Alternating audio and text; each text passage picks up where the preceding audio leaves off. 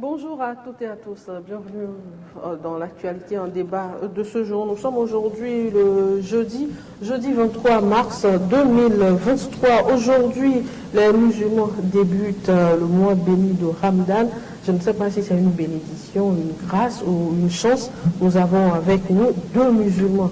Tchabouré Bouraïma est là, bien sûr, le directeur de publication du journal Le Messager, et Abbas Issaka, le patron du journal Le Mania Libéré. Tchabouré, comment je vais dire? Je salue en français ou... Non, en tout. Salam alaikum. Tout ce que tu veux. Salam alaikum. Wa alaikum salam wa rahmatullahi wa barakatuh. C'est une chance, ou bien c'est une bénédiction? Il y a tout. Il y a la chance, il y a la bénédiction, il y a tout. Parce que la force revient à Dieu.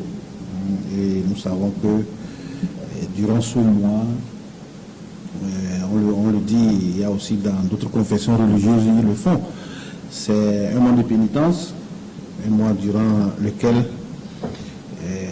tout croyant, tout musulman devrait se concentrer pour pouvoir demander à Dieu tout ce dont il a besoin. On va en parler tout à l'heure. Ce n'est pas tous les jours qu'on a la chance d'avoir deux musulmans en même temps sur le plateau en période de Ramadan. Justement, particulièrement pour vous, Anita, parce que c'est une chance, ça il faut le dire, il ne faut pas le nier, c'est une chance de l'avoir. Il y a beaucoup qui souhaitaient être dans ta situation, même, c'est une chance de l'avoir, d'avoir deux musulmans. Même moi-même, j'avais peur. Vous allez voir que je vous ai posé la question. Non, aussi on allait venir. Non, au fait, vous savez, ce que dans ces périodes-ci, c'est les périodes au cours de laquelle on doit redoubler d'endurance. Ça a été dit, on doit redoubler dans tout ce que nous faisons. Ça ne nous empêche pas quand même de venir faire l'émission, sauf en cas d'autres forces majeures qu'on pourrait quand même décliner l'invitation. Sinon, j'étais en communication avec le confrère Abbas Issaka. Et on s'est dit non, pourquoi pas, il y a longtemps, on n'est plus venu te voir, donc cette fois-ci, il faut quand même qu'on puisse faire un effort, même si c'est dans le maïs. Et d'ailleurs, c'est ça qui prouve quand même qu'on doit se surpasser pour y être là. Là, ça a tout son sens également, ça a tout son sens. Alors, Abbas, bonjour. C'est vrai que nos échanges avec Tchabouré ont un peu duré. Bonjour, comment vous allez? Oui, on rend grâce. Grâce à Dieu, on va très bien, parce qu'on a bien démarré le carême, on commence en bonne santé par la grâce de Dieu, et la grâce de Dieu va nous suivre jusqu'à ce qu'on termine dans de bonnes conditions. Et nous sommes là, c'est une chance pour toi, parce que le premier jour du carême, arriver à nous avoir... J'espère que la prière de 13h, vous allez la faire avec... des intentions particulières pour Anita. Oui, ben c'est un mois particulier. Est-ce que ça n'arrive pas tous les jours? Oui, c'est un mois particulier. Depuis que j'anime cette émission, c'est la première fois que je vous ai vu le premier jour du carême. Oui, c'est pour ça que le Chabot disait c'est une bénédiction. Et peut-être Dieu sait ce qu'il a fait. Sinon, tu as vu comment on a discuté par rapport à l'invitation de ce jour.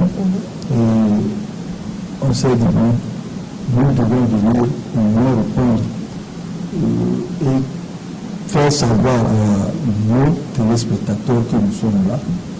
Et qu'on ne les a pas lâchés parce que ça fait longtemps qu'on ne peut passer au moins échanger avec eux, faire un débat pour qu'ils puissent venir. Alors, je reste avec vous, Abbas. Dites-moi, quelles sont les grâces que Allah accorde en cette période de Ramadan? Les grâces à nous de la chercher auprès d'Allah. Ça dépend de ce comment nous faisons le carême. Puisque ça demande beaucoup de choses et beaucoup de concentration. Si on ne fait pas cette concentration, il y a certaines choses qui nous sont interdites. Si nous ferons ces interdits, c'est qu'on n'aura pas la grâce de Dieu. C'est pour cela qu'il faut être très concentré pour que cette grâce que nous recherchons au cours de ce mois-là, la bénédiction que nous recherchons au cours de ce mois-là, on puisse les avoir pour pouvoir faire des choses à travers des travers qui sont en contradiction avec la religion, étant donné que c'est un mois particulier. Donc c'est le troisième pilier de l'islam. Ce troisième pilier de l'islam, on veut l'avoir parce que dans cette période, on a trois étapes. Il y a une dernière étape qui commence à partir du 20e jour, c'est-à-dire les 10 derniers jours, qui sont les plus importants. Il faut chercher. C'est là que les anges descendent, non? C'est les anges, parce que c'est en ce moment que le courant a été révélé. C'est en ce moment-là qu'il faut veiller pour voir le jour, parce que c'est le seul jour que ça a décidé de cette année, le lettre du dessin, et que tout le monde cherche à avoir cette année du dessin pour que cette bénédiction, cette grande recherche, on puisse l'avoir. Alors, est-ce que les non-musulmans aussi peuvent bénéficier de cette grâce-là? Parce que c'est vrai, je ne suis pas musulmane, mais on est amis. Oui, justement. On s'appelle. Non, mais c'est pas parce qu'on s'appelle que vous avez votre obédience religieuse que chacun doit respecter, je dois la respecter. Même ceux qui ne pratiquent pas autre religion à part le christianisme, à part l'arménie, à part l'islam, ils ont leur droit, on doit respecter leur choix, c'est tout à fait normal.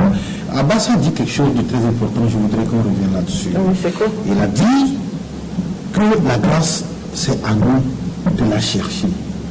Ça a tout son sens. Quand on dit d'aller chercher la grâce, il y a des règles qu'il faut suivre pour aller chercher cette grâce.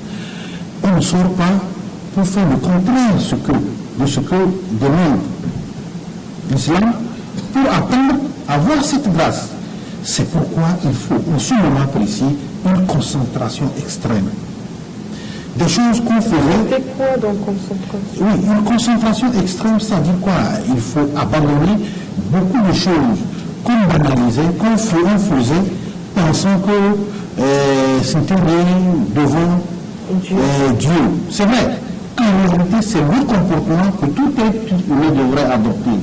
Mais je crois que ce moment, c'est un moment très particulier. Il y a des choses qu'on faisait, qu'on ne devait plus faire, on ne devait pas se laisser aller à un certain nombre de pratiques qui sont proscrites dans ces moments-ci. On devrait également changer nos comportements vis-à-vis, comme vous venez de le dire, de notre entourage et faire en sorte que le partage soit ancré dans nos comportements. Je pense que tout ce cheminement, il y en a d'autres également, c'est tout ce cheminement qui peut nous permettre d'avoir cette grâce que nous cherchons. Donc, il faut aller chercher la grâce. Il ne faudrait pas dormir et attendre que la grâce doit venir de soi. Il faut aller chercher la grâce. Et pour aller chercher la grâce, je pense qu'il y a un certain nombre de comportements qu'il faut adopter. C'est très important de le dire aujourd'hui. C'est vrai, il y a certaines voies qui sont plus autorisées. Je sais que vous recevez des personnes. Par exemple, nous avons reçu l'imam. Je vous ai suivi. Ah, d'accord. Je vous ai suivi. Donc, les voies les plus autorisées viendront également, c'est le moment également pour que on vous invite, vous, les promoteurs de télévision et de radio, pour que les gens puissent venir parler dans le sens d'amener tous les musulmans, tous croyants, à adopter, à aller chercher cette grâce. C'est très important. Alors, moi je dis une chose, si les gens savaient ce qui se trouvait dans ce qu'on appelle grâce, je pense qu'en ce moment, franchement, s'il fallait tripler la concentration dont nous parlons, ou bien il fallait quadrupler, on allait le faire. Parce qu'au-delà de tout, mettons-nous en tête que nous sommes venus sur cette terre par le touchement de Maître suprême. Ça, il n'y a rien à faire. Alors, merci à vous. Je vous souhaite un excellent mois de carême. J'espère que vous allez prier également pour nous qui ne sommes pas. Non, durant tout ce moment, je l'ai dit tantôt, le partage, il est là, on va prier pour tout le monde. On va prier pour tout le monde. C'est l'occasion même de dire d'abord, bon année de Ramadan, on l'a pas dit en introduction, à tous les musulmans du Togo, à tous les fidèles musulmans du Togo, et de par le monde entier également, c'est très important. Également, pour que Dieu puisse nous donner ce que nous cherchons. Dans ce mois, il faut qu'on redouble de vigilance. Et qu'est-ce qu'on cherche dans ce mois? La paix pour le pays. La paix, la prospérité pour le pays et la prospérité, la santé pour tous les habitants, pour toute la population, surtout les dirigeants. Parce qu'on dit, tout dirigeant émane de Dieu. Alors là, si tout dirigeant émane de Dieu et que ces dirigeants sont là pour chercher le bien-être de la population, il faudrait que cette population puisse intercéder puisse prier pour ces dirigeants afin que ces dirigeants puissent prendre de bonnes décisions qui doivent rejaillir effectivement sur le développement de cette population. Donc c'est très important que tout le monde prie pour le pays, prie pour le développement du pays, prie pour les dirigeants et prie pour la paix. C'est très important. Alors, Abbas, bon Ramadan à qui Nous allons souhaiter bon Ramadan pour toute la communauté musulmane du Togo, en particulier du monde en général. Et vous n'êtes pas sans savoir que c'est sur les 12 mois au compte de l'année, c'est le seul mois béni où les musulmans doivent attacher une attention particulière à leur foi. C'est le moment au cours duquel la foi s'affermit au niveau des musulmans. C'est un moment de partage. C'est un moment social de partage et c'est en ce moment-là que ceux qui n'en ont pas, qui ne peuvent pas, il faut les aider à pouvoir y être. Donc, le vrai sens même du jeûne que nous faisons, c'est que les riches doivent se mettre au même niveau que les pauvres qui n'ont rien. Est-ce que c'est possible? Oui, c'est possible parce que... Si le riche mange du riz dans sa maison, est-ce que le pauvre pourra manger? Non, pas du riz. Ça dit qu'il faut savoir la galère que lui, il fait. Ça dit comment il souffre pour qu'il ne trouve pas à manger. D'accord. Et que toi aussi, tu te mets à son niveau pour dire que toute la journée, là, tu ne vas pas manger. C'est le vrai sens. Et à la fin, il y a le partage qui se fait. Vous aidez ces pauvres-là à être à votre niveau également. Et ceux qui n'en ont pas, vous les aidez à avoir les moyens, les minimums aussi. D'où le sens des partages dans les mosquées. Dans les mosquées, voilà. Les soirs, à la rupture du jeûne. Voilà, à la clôture du jeûne, vous allez voir que c'est un rassemblement des gens. Les gens se retrouvent au niveau de la mosquée, ils font la rupture ensemble. Il n'y a pas de distinction entre riches ou pauvres. Donc vous vous retrouvez là-bas et vous mangez. Le mois, il ne compte que 29 ou 30 jours. On ne compte pas le mois calendrier, nous comptons seulement avec le mois lunaire. Le mois lunaire, calendrier, mais c'est le 9e mois que nous sommes en train de célébrer et de jeûner. Ça compte, soit tu prends l'intention de faire le carême, de jeûner entre 29 ou 30 jours. Et ce 29 ou 30 jours-là, tout le monde est dans l'assiette et tout le monde voit ce qui se passe entre riches et pauvres. Alors, bon Ramadan à toute la communauté musulmane, bon Ramadan à tous ceux-là qui vont supporter, ceux-là qui n'auront pas les moyens aussi pour le faire, pour faire le carême dans de bonnes conditions. Bon mois de Ramadan à vous. Non, c'est très important. N'oublie pas, Anita, il faut le préciser. On va voler un peu plus de 2 minutes sur ça parce que l'occasion s'y présente. Oui. Et il y a des gens aujourd'hui qui ont envie, c'est-à-dire que les fidèles musulmans qui ont envie de faire ce carême, mais ils n'ont pas les moyens. Pour faire le carême, on a besoin de moyens. Justement, on a besoin de moyens. Même où on dépense beaucoup. C'est ça, on a besoin de moyens. Donc, c'est ce que le confrère disait tout à l'heure. S'il y a certains qui ont nos moyens, qui ont les moyens, c'est le moment de partager avec ceux-là qui n'en ont pas. Et quand vous le faites, donc c'est tout cela qui contribue à aller chercher la grâce. C'est tout cela, toutes ces démarches, tout ce que nous sommes en train de dire, qui contribue à aller chercher la grâce. Est-ce que vous comprenez? C'est très important. Ce n'est pas seulement d'aller sortir de prier, de jeûner, mais il y a des actes qu'il faut poser en ce moment.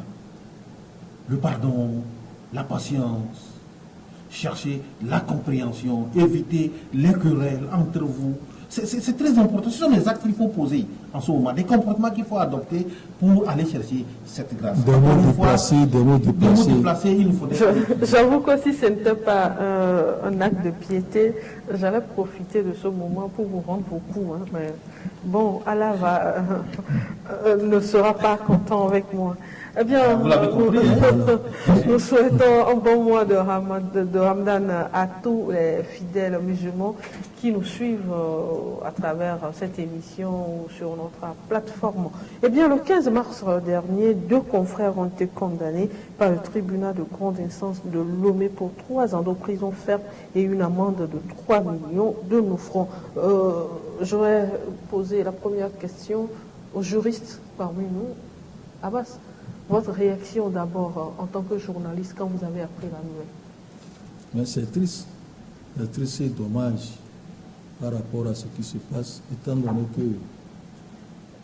les confrères qui ont été condamnés avaient eu à présenter des excuses. Justement, quel était le sens de ces excuses publiques-là? C'est de pouvoir que les uns et les autres ont fait pour qu'ils puissent présenter les excuses. Et il fallait voir comment, les conditions dans lesquelles ils ont présenté ces excuses. Ces excuses ont été acceptées par les deux ministres. Et le ministre, un des ministres ADJ, concerné, un plaignant, est allé même sur une chaîne de radio pour dire que l'affaire est terminée. Que c'est classé, il accepte parce qu'il a même donné les passages bibliques sur le pardon. Et qu'ils ont accepté, l'affaire est finie. On n'a pas compris pourquoi, quelques mois, un an et demi, on fait ressusciter ce dossier-là et on condamne des journalistes à 3 ans de prison ferme. Parce qu'ils n'ont pas utilisé le réseau. Ils ont utilisé les réseaux sociaux pour faire un débat concernant ces ministres. Mais si c'est le cas, Faure Gnassingbé allait porter plainte. On va revenir par rapport au propos directement. Le problème, c'est que nous avons évoqué une question de bonne foi ou de mauvaise foi. De la part de qui? De la part des plaignants. Lorsque le ministre était allé sur une radio dire que c'est fini, du moment où il a déclaré ça, il allait directement retirer la plainte. La plainte n'a pas été retirée. Et si ce n'est pas retiré, c'est qu'un jour ou l'autre, on va ressusciter le dossier parce que c'est dans la procédure judiciaire. Comme c'est dans la procédure, c'est ça que nous avons assisté la dernière fois, où on a ressuscité cette plainte pour aller condamner nos confrères. Donc, le jour qu'il a dit, bon, ça finit, je pardonne, ils ont présenté des excuses publiques. Et n'oubliez pas que lorsqu'on demande à un journaliste de présenter des excuses publiques ou de faire un démenti, c'est la pure humiliation pour ce journaliste par rapport à sa profession. Ils sont humiliés, les confrères. Et aujourd'hui, on les condamne à 3 ans de prison ferme avec 3 millions de francs d'amende. C'est dommage qu'on soit arrivé à là. On pouvait s'attendre à autre chose que cette condamnation, puisque vous avez eu les péripéties qui ont entraîné jusqu'à ce que ce procès-là ait lieu, où on convoque quelqu'un, on lui dit de venir se constituer prisonnier d'abord. On le convoque 15 heures, dimanche 15 heures, parce que le procès devait avoir lieu le mercredi. Et il va se constituer prisonnier au SCRIC, là, il attend.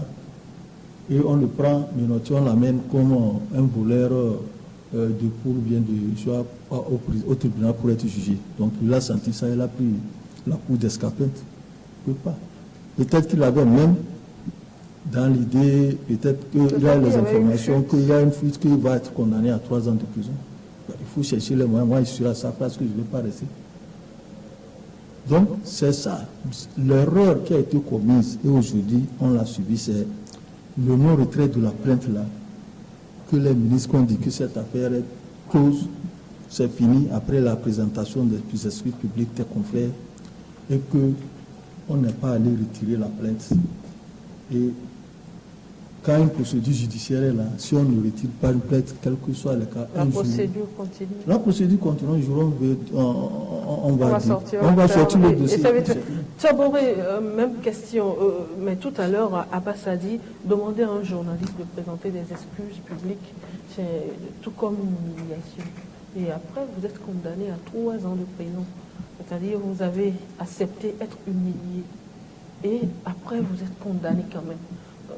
C'est-à-dire que c'était des humiliations gratuites ou quoi? Anita, ça fait très mal. Lorsque je le dis, ça fait très mal. Ça se sent dans votre regard. Oui, ça fait très mal parce que, et pour ceux qui ont cherché à connaître le fond de ce dossier et la manière dont les gens ont cherché à soumettre nos confrères à cette humiliation, vous disiez tout à l'heure que c'est comme une humiliation. Ce n'est pas comme. Le comme là, il faut l'enlever. C'est une humiliation. Ça, il n'y a rien à faire. C'est une humiliation. Si les gens ont suivi les périphéties, comment certains autres confrères se sont sacrifiés pour aller se faire humilier. Parce que ce ne sont pas que ceux-là qui ont été condamnés, seuls qui ont été humiliés. Il y a certains confrères qui ont accepté, nous n'allons pas citer leur nom ici, qui ont accepté être humiliés, rester du matin jusqu'à la nuit auprès des plaignants pour pouvoir plaider la cause. Mais les plaignants savaient pertinemment que ces personnes sont là, ces confrères sont là, mais ils n'ont pas daigné les recevoir. Eux aussi, ils ont accepté parce qu'il fallait sortir les confrères de cette situation. Ils l'ont accepté, ils l'ont fait. Et ça fait mal qu'après cela, que les gens reçuent ce dossier. Et ça, il faut comprendre, nos analyses font croire que les gens l'ont fait sciemment. Parce que les plaignants savaient pertinemment que lorsque ils ont dit ouvertement que c'est fini, ils ont pardonné, s'ils ne retiraient pas la plainte d'un jour ou l'autre, le dossier peut être ressuscité. Comme l'a dit le confrère, c'est un dossier de justice qui se poursuit. Il n'y a rien à faire. Donc, moi je me pose la question de savoir, ils l'ont fait sciemment ou bien c'est un oubli. Mais le second cas, j'exclus le second cas. Parce que cela... Est-ce qu'on peut oublier quelque chose? Non, les gens ne peuvent pas oublier parce que parmi les plaignants, il y a un qui est un juriste, un magistrat de renom. Donc ça veut dire qu'il sait que le dossier peut être ressuscité. Et il l'a fait sciemment. C'était un piège? C'était quoi? Non, c'est ce que j'ai dit, ils l'ont fait sciemment. Ça fait très mal. En toute sincérité, ça fait très mal de voir les confrères dans cette situation laisser non seulement se faire humilier, et quand je dis qu'ils se sont humiliés, ce n'est pas eux seuls, c'est toute la corporation. Aujourd'hui, on peut dire que c'est la corporation qui est humiliée. Mais en dehors de ça, et faire en sorte que ces confrères se retrouvent en prison. Maintenant, heureusement, je dis heureusement, parce que aujourd'hui les confrères ne sont plus là. Mais mandat d'arrêt. Justement, malheureusement, non seulement il y a un mandat d'arrêt, n'oubliez pas que ces confrères ont des familles. Ils ont des enfants, ils ont leurs épouses qui sont là. Comment est-ce que ces familles vont survivre dans une telle situation? Je crois que le confrère a dit quelque chose, c'est une question de bonne foi. Dans cette affaire, c'est la bonne foi. Et nous devons nous rappeler que nous sommes des êtres humains. Nous sommes des êtres humains. Les gens ne doivent pas l'oublier. Que ce qui arrive à Kodio aujourd'hui peut arriver à Kofi demain. Et que le pardon dont il est question. Nous sommes dans un moment de pénitence. C'est très bien que le débat soit venu. Nous sommes dans un moment de pardon. Et je crois que les chrétiens également, depuis un certain temps, ils ont commencé cette période. Et je vois mal, excusez-moi, ce n'est pas une insulte, des gens qui sont des hommes de Dieu. Des hommes de Dieu, qui se réclament des hommes de Dieu, puissent avoir un tel comportement. Je me pose des questions. Et je ne suis pas le seul. Au sein de la population, on se pose des questions. Non! On connaît Ferdinand Ité, on connaît la position de Ferdinand ici. Moi, je n'ai pas la même ligne éditoriale que Ferdinand Ité. Je le dis. Oui, quand vous vous retrouvez ça sur les mais au-delà de tout, nous sommes des confrères. Et moi, ça me fait mal de voir un confrère être dans une telle situation. Chacun apporte sa contribution. Oui, dans notre métier, c'est un métier à risque. Nous savons que nous pouvons faire des erreurs. Mais lorsque ça arrive, et que dans une telle situation, les confrères s'humilient, je pense que le bon sens et la bonne foi voudraient que les gens puissent accepter. Les gens puissent être au-delà, s'élever et accepter ce pardon, faire en sorte que, se dire que nous sommes des êtres humains, et que demain, se dire que demain, penser que demain, ça peut arriver à quelqu'un d'autre ou à un de mes proches. Ça fait très mal. Oui, lorsque je parle, ça fait très mal parce que j'ai la gorge nouée. Sincèrement, je vois la vie aujourd'hui dans laquelle se trouvent les confrères. La situation dans laquelle se trouvent les confrères. Surtout les enfants et les femmes. Abbas, au jour d'aujourd'hui, si aujourd'hui les ministres décident de retirer la plainte, est-ce que c'est fini ou bien... Non, ce n'est plus possible, on ne retire pas la C'est plainte. plus. C'est-à-dire, le jour où il a dit... La Puis décision... c'est fini. C'est fini. Maintenant, on dit, on n'annule même pas une décision de justice. On dit, l'autorité de la chose jugée l'emporte. Lorsqu'on te juge, personne d'autre ne pourra venir. Il faudrait que la procédure suive son cours normal. Heureusement que l'avocat s'est reconstitué, parce qu'il s'est déconstitué lors du procès. Il s'est reconstitué et il a interjeté appel. Et c'est au cours de cet appel qu'on peut annuler la décision ou non, confirmer ou infirmer la décision du tribunal. Sinon, personne. S'il n'y avait pas appel, personne ne peut annuler cette décision. C'est pourquoi on dit que le problème se trouve au niveau des plaignants. La justice, il y a certains qui tentent d'accuser. La justice est en train de faire son travail. Elle fait sa procédure. C'est tout. La procédure. Donc le problème, c'est au niveau des plaignants. C'est pour Si cela. le plaignant avait retiré la C'est plainte, tout. C'est tout. il n'y aurait plus tout ce que C'est nous tout vivons ce qu'il aujourd'hui. fallait faire. Même Fort ne peut pas dire d'annuler la décision Non, parce que c'est l'interfère. C'est tombé. C'est parce que ça interfère dans les affaires Dans de les la affaires de la justice. C'est la séparation des pouvoirs. C'est que l'erreur venait du fait que lorsqu'on a reconnu, on retire. Abbas, est-ce Et que c'est puis- une erreur? Moi, je pense que ce n'est pas une erreur. Excusez-moi. Moi, je pense que ce n'est pas une erreur. Ce sont des, Est-ce que des les gens gens, la question qu'on occupés. se pose, est-ce que les gens ne l'ont pas fait sciemment? Ils l'ont fait sciemment. Et puis, le Non, problème... on ne peut peut-être pas affirmer Ouais, tout de suite. c'est-à-dire- comme Non, ça. c'est ce que je dis. Est-ce que les gens, c'est la question que je me pose. Il y a une question, une autre chose que... Il y a. Il y a quelque chose qui a échappé à l'avocat des deux, des confrères, c'est qu'au moment où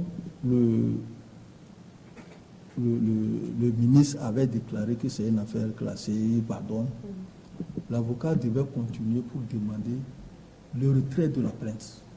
Ok. Le retrait, ça dit fait, il va jusqu'à demander, mais vous avez dit que l'affaire n'existe plus. Il faut Il retirer, faut la retirer la plainte. Voilà. plainte. Alors, Parce que ça l'a l'avocat échappé. ça l'a Et échappé, voilà, on ne ça sait pas. constitue. Donc là, si les plaignants ne retirent pas la plainte, l'avocat aurait déjà fait sa part. Mais ça l'a échappé, finalement, voilà où nous en sommes. Donc il y a certaines choses que lorsque il a banalisé cette situation qui se présentait à lui, c'était même une occasion de demander le retrait de la plainte. Si les Il avait autres- confiance il avait, à la mais si- parole. non, mais ce n'est pas les paroles qui comptent. J'ai dit tout à l'heure que c'est la procédure judiciaire. En termes de procédure judiciaire, il n'y a pas question de confiance. Il n'y a pas de confiance à qui que ce Ce sont soit. les actes. C'est les actes qui sont là, c'est-à-dire c'est le C'est droit qui consigné est dans là. un procès C'est- verbal, c'est on a fini. retiré la plainte, c'est fini. C'est une Demain, sur procédure des pénale. pièces, C'est fini. Mais si, depuis là, au niveau de la justice, avant même la tenue du procès, l'avocat dit, vous avez dit, vous laissez tomber. Ah, vous laissez tomber. On ne peut pas parler ça oralement, parce qu'il n'y a même pas un écrit. Est-ce que vous pouvez retirer la plainte? L'avocat aurait fait son travail. Ça n'a pas été fait. Et aujourd'hui, on se retrouve dans cette situation. Il y a deux cas là qu'on a ratés. qui sont vraiment délicats. Ils sont vraiment des... Alors, à part les réactions des hommes de médias que vous êtes et des organisations de médias, il y a eu des réactions des hommes politiques. Je prends d'abord la réaction de Maître Apévon qui, au cours d'une sortie, dit ceci: cette condamnation est scandaleuse et surprenante. Alors, Ouais, c'est un on- homme de droit qui a parlé, vous Ouais. êtes un homme de droit. On l'a dit tout à l'heure, non? C'est triste et scandaleux qu'on fait ce genre de condamnation, qu'on condamne un journaliste à 3 ans de prison ferme. C'est pour cela que, quand vous lisez notre communiqué que nous avons fait, à la dernière ligne, nous avons demandé qu'on réécrit l'article 3 alinéa 2 du notre code de presse et de la communication, Vous pensez qui que c'est enlève du champ d'application le fait qu'un journaliste soit poursuivi sur le plan pénal par la Vous procédure pensez pénale. que c'est possible? Parce que j'ai lu un post de Jerry Tama, nous allons parler de ses propos également tout à l'heure. Jerry Tama qui, à la fin de son post, a dit qu'il faudrait que les patrons de presse soient vigilants dans le futur. Non, sois vigilant dans le futur. Nous avons fait notre travail là-bas. Lorsqu'on faisait le truc à Palimé, les voix se sont élevées pour qu'on abandonne. C'est l'article 156 et l'article 3 du Code pénal qui enlève du champ d'application ce qui est des réseaux sociaux. On a dit qu'on a carrément, du moment où un journaliste, il est là, il a sa carte de presse délivrée par la carte de presse le protège déjà. Ils nous ont dit là-bas que si on enlève, c'est que c'est un projet du gouvernement, projet de loi, le gouvernement va remettre ça. Et le gouvernement, on a remis ça, on a dit, bon, si c'est ça, si le gouvernement met ça dans le projet de loi, il y aura, au niveau de l'Assemblée nationale, il fallait quand même enlever pour que le gouvernement remette comme ça aujourd'hui. On a dit, nous, on a donné confiance à l'Assemblée nationale que lors de l'étude de la commission des lois, au niveau de la commission des lois, on va permettre aux organisations de presse de venir assister. Voilà que ça n'a pas été fait. Et ils ont oublié, ils ont même laissé. Le jour vous pensez qu'ils ont oublié, comme vous êtes posé? Ils n'ont pas oublié parce qu'ils sont en train de vouloir donner des choses au gouvernement. Et finalement, ils ont adopté ça comme ça. Et le jour de l'adoption, on n'était même pas là. C'est quelqu'un qui a appelé pour nous dire qu'on est en train d'adopter notre code, le nouveau code qu'on a voté là-bas. Voilà ce qui s'est passé. C'est pas qu'on n'a pas élevé des voix à Parlement pour qu'on puisse avoir raison. Mais ils ont dit, comme ils ont voulu faire ça, c'est pour cela qu'on demande la relecture et réécriture de cette loi pour qu'un journaliste qui dispose d'une carte de presse ne puisse pas tomber sous ce coup ne puisse pas être jugé par le code pénal, mais qu'on voit notre code de la presse. Du moment où il a une carte de presse, ça peut passer. Mais s'il n'a pas de carte de presse, je crois qu'ils veulent prendre ceux-là qui font ce qu'on appelle des interventions un peu sur les réseaux sociaux. Et maintenant, on a mis ensemble les journalistes et ces personnes-là qui sont... Et les blogueurs. Et les blogueurs, tout ça là, voilà. Alors, je parlais de réaction tout à l'heure, Tchaboré.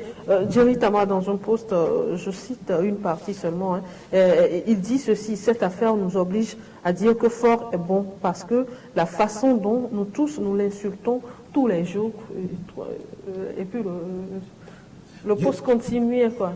Ça m'a fait rire un peu. Non, ça ne doit pas parce que j'imagine un peu, hein, oui, combien de Togolais n'ont pas insulté le chef de l'État un seul jour. Oui, même les enfants. Même quand on casse les trucs là. Je dis même les enfants. Même quand on casse les trucs. Ce qui est bizarre, on ne l'appelle pas fort, hein, on dit fort, oui. Fort, oui. Quelqu'un va même dans une brousse où il ne trouve pas, il ne peut pas avoir accès à la brousse pour faire ses besoins, on insulte fort, oui. Mais bon, on laisse passer. Je vais vous raconter une anecdote. Père à son âme, Abbas Moufou, parce que j'ai eu la chance de le côtoyer. Heureusement, je n'étais pas seul. J'étais avec un confrère. C'était votre parent, donc? Voilà, non, c'est tout à fait normal. J'étais avec un confrère qui était allé dans cette histoire de montre Rolex où les gens voulaient l'assimiler, les gens pensaient qu'il faisait partie, il avait reçu l'Émirati. Il n'était pas là. Quand il est revenu, il était furieux. Il était furieux et il a pris la presse. Justement, c'était le confrère alternatif qui avait écrit l'article. Et il a pris la presse. C'est lui qui nous raconte. Hein. Je n'étais pas seul, j'étais avec un confrère que je ne cite pas ici. Furieux, il a demandé audience à voir le chef de l'État avec le journal. Lorsqu'il est arrivé avec la presse, c'était Indépendant Express. C'était Indépendant Express, merci beaucoup. Excusez-moi, que le confrère m'excuse, c'était Indépendant Express. C'était pas alternative, c'était Indépendant Express. Merci d'avoir corrigé. Il a pris le journal et respectueusement, il a présenté ça au chef de l'État pour lui de regarder ce que les gens font. C'est lui-même qui nous raconte. Il a dit sereinement, Faure s'est replié, bon, il est allé s'asseoir, ils ont servi leur café, il a fait comme s'il n'a pas entendu. Ils ont discuté, quand ils ont discuté, Abbas Moufou insistait là-dessus parce que... En ce moment, il était président de l'Assemblée. Oui, l'Assemblée nationale. Le chef de l'État savait, puisqu'il était venu furieux, il a demandé audience spécialement pour ça. Donc, et à un moment donné, le chef de l'État sourit. Il dit, mais, monsieur le président, alors là, si vous étiez à ma place, vous allez succomber. Pour revenir à ce que Jerry Tama a dit. Il dit, alors là, si vous étiez à ma place, vous allez succomber. Monsieur le Président, moi, il n'y a pas un seul jour que je ne suis, mon fort, je ne suis pas, mon fort, je ne suis pas insulté. Tous les jours que Dieu fait, je suis insulté dans les médias. Mais alors là, si vous étiez à ma place, vous allez succomber. Et Abbas Mavoh, je le cite, que c'est en ce moment que lui, il est revenu à lui-même. Et c'est ça qui a apaisé son cœur. Donc pour revenir à ce que Jerry Tama dit, pour dire que c'est vrai, le chef de l'État, franchement, moi il dit, je n'aimerais pas être à sa place. Je vous assure. Il n'y a pas un seul jour qui n'est pas attaqué, qui n'est pas insulté, sa photo, tout est mis à la une, de nos médias. Et chacun dit ce qu'il veut. Sur les réseaux sociaux, attends, n'en parlons pas. Mais le gars, il est serré. Il n'a pas porté plainte. Il ne s'est pas levé pour dire... Mais s'il doit porter plainte, c'est qu'il doit porter plainte contre tout le Togo. Non, pas tout le Togo. On peut cibler les personnes qui s'adonnent à ce genre de trucs pour porter plainte contre... Vous êtes sûr qu'un seul jour, vous n'avez... Aujourd'hui, les médias, dans les médias, il y en a. Mais il est sereinement là, et puis il continue son travail parce qu'il s'est mis à une hauteur donnée. Il s'est dit, je suis un chef de l'État et je dois être à la hauteur. Et c'est ça. Et c'est tout ce que nous avons demandé à ces ministres de faire. Ce sont nos parents, ce sont nos aînés. Et au-delà de tout, ce sont les Togolais, ce sont nos frères. Quand ça arrive, oui, les gens peuvent commettre des erreurs. Quand ça arrive, il faudrait quand même accepter pardonner. Et quand on accepte pardonner, il faut le faire de bonne foi. Il faut le faire de bonne foi. Parce que personne ne sait ce que l'avenir nous réserve. Abbas, un mot rapidement avant qu'on passe à la une des journaux. Parce que par rapport à ce que Chaboura dit, vous voyez, il y a, à part les chefs de l'État, il y a des ministres qui sont attaqués. Les plus visibles, tu vois, Yak Damner, attends. Si vous avez vu ce que le Kourouchi ou bien le farfelu de quoi, excusez-moi, est sorti pour raconter sur les antennes. Mais le gars, il est là sereinement, il continue son travail. Mais il n'a pas porté plainte. Il n'a pas porté plainte. Il est là. Les Bawara, Gilbert Bawara. Jerry Tama l'a même cité. Chaque jour que Dieu fait, on les insulte. Avec des caricatures pas possibles. Mais ce que vous ne voulez pas, quand vous les insultez, demain vous devenez même son ami. Oui. Tous ceux qui ont insulté les Bawara, tous ceux qui ont insulté les autres, ils sont maintenant les confrères, ils sont des amis. Je ne dis pas amis parce qu'ils sont... Non. C'est qu'il y a un rapprochement. Les gens peut-être se sont expliqués. Ça Ou bien peut-être les gens veulent des rapprochements en attaquant. Je ne crois pas. Je pense que peut-être que les gens se sont expliqués, ils ont compris, et les gens se sont pardonnés mutuellement. Oui. C'est ça.